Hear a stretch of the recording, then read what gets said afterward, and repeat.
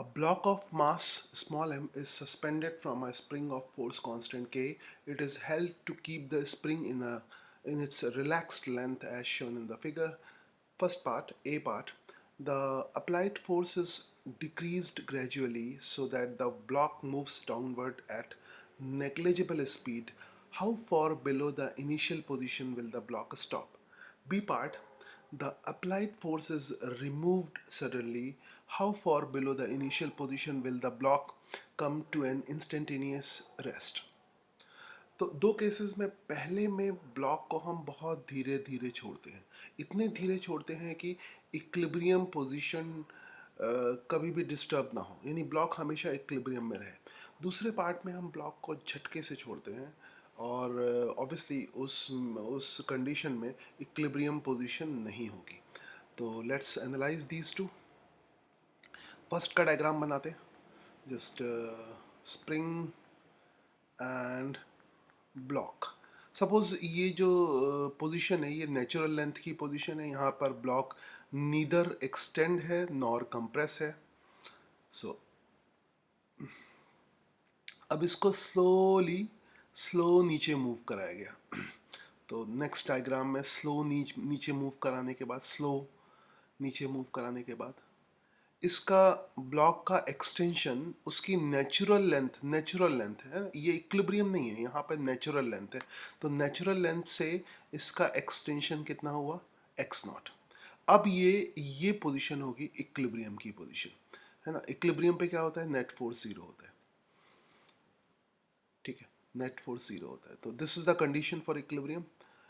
पहले जब हमने हाथ से इसको पुश कर रहे थे तो यहाँ पे नॉर्मल रिएक्शन ऊपर की तरफ लग रहा था और नॉर्मल रिएक्शन वेट को बैलेंस कर रहा था, मतलब इस वाली पोजीशन में स्प्रिंग कोई फोर्स नहीं लगा रही थी, तब भी ब्लॉक क्या था, बैलेंस था। तब हाथ से लगा नॉर्मल रिएक्शन वेट को बैलेंस कर रहा था, ठीक है। अब जो इक्विलिब्रियम पोजीशन है, यहाँ पर स्प्रिंग फोर्स जो कि के एक्स के बराबर है, वो किसको बैलेंस कर रहा है, वेट को बैलेंस कर रहा है। तो just remember that in equilibrium position velocity zero होगी, और ये वेलोसिटी ज़ीरो मतलब परमानेंट ज़ीरो होगी। एक होता है वेलोसिटी किसी पर्टिकुलर इंस्टेंट पे ज़ीरो हो गई, वो नहीं है ना। यहाँ पर इक्विलिब्रियम पोजीशन में ब्लॉक रेस्ट पे आया है और रेस्ट पे ही रहेगा। नो, सेकेंड कंडीशन है इक्विलिब्रियम की, net force is equal to zero, vector sum of all the force is equal to zero. तो vector sum of all the force is equal to zero करोगे तो M G की value किसके बराबर आ जाएगी, के एक्स के बराबर। So this is your equilibrium position. X E equilibrium को रिप्रेजेंट करता है, तो this is equilibrium position. X E is equal to M G by K. तो you can write here X E if you want. Now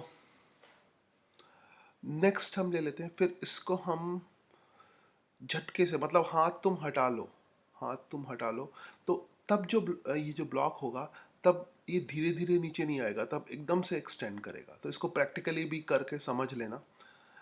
उस condition में क्या होगा, जैसे मैंने हाथ हटा लिया झटके से और ये ब्लॉक नीचे, ज़्यादा नीचे आएगा, ज़्यादा डबल नीचे आएगा अप्रॉक्सीमेटली, है ना। वो तो मैं कैलकुलेशन के बाद पता लगेगा डबल क्यों होगा।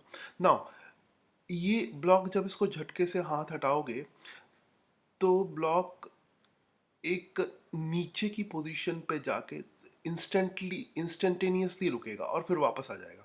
मतलब यहाँ पे जो रेस्ट पे आएगा वो परमानेंट रेस्ट नहीं है, वो एक इंस्टेंटेनियस रेस्ट है ना। परमानेंट रेस्ट में क्या होता है कि अगर कोई चीज़ परमानेंट रेस्ट में है तो उस पर वी भी ज़ीरो होगा और नेट फोर्स भी ज़ीरो होगा। यहाँ पर वी तो ज़ीरो होगा एक पर्टिकुलर इंस्टेंट पे, मगर नेट फोर्स ज़ीरो नहीं होगा। So this is V is equal to zero for an instant, not permanent, and net force will not be equal to zero. Net force will not। तो यहाँ पर कभी भी equilibrium मत लगाना या इक्विलिब्रियम की इक्वेशन मत लगाना, M G is equal to K X कर दो, वो गलत हो जाएगा, क्योंकि यहाँ पे नेट फोर्स ज़ीरो नहीं है, net force is not equal to zero. तो इसको सॉल्व करने के लिए we will use work energy theorem. तो नेचुरल लेंथ से सपोज करो, जो यहाँ पे लिखा फास्ट, दिस इज़ फास्ट है नेचुरल लेंथ से। तो सपोज यहाँ पे नेचुरल लेंथ से extension like some x m है, this will be maximum possible extension. तो ऐसे हाथ हटा के छोड़ोगे तो मैक्सिमम पॉसिबल एक्सटेंशन होगा। एम जी कॉन्स्टेंट है जो डाउनवर्ड लग रहा है, उसके अलावा स्प्रिंग फोर्स लग रहा है, यूज वर्क एनर्जी थ्योरम।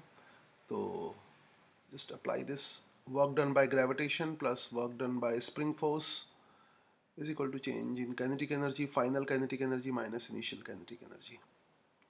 ठीक है, ग्रेविटेशनल फोर्स कांस्टेंट है, उसका वर्क डन क्या होगा, M G into X M, M G into X M. Spring force का वर्क डन क्या होता है, K by two X initial square minus X final square. X initial तो zero है, एक्स इनिशियल ज़ीरो है, और एक्स फाइनल एक्स एम के square के बराबर है।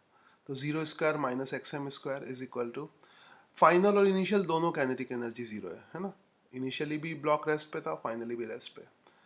तो बस जस्ट इसको सॉल्व करोगे तो X M will be two M G by K, तो just solve it and you will get two M G by K. ठीक है, तो मैक्सिमम एक्सटेंशन हमें कितना मिलेगा, टू एम जी बाई के, जो कि इक्विलिब्रियम एक्सटेंशन का डबल है ना, इक्विलिब्रियम एक्सटेंशन का डबल है, ट्वाइस ऑफ इक्विलिब्रियम एक्सटेंशन।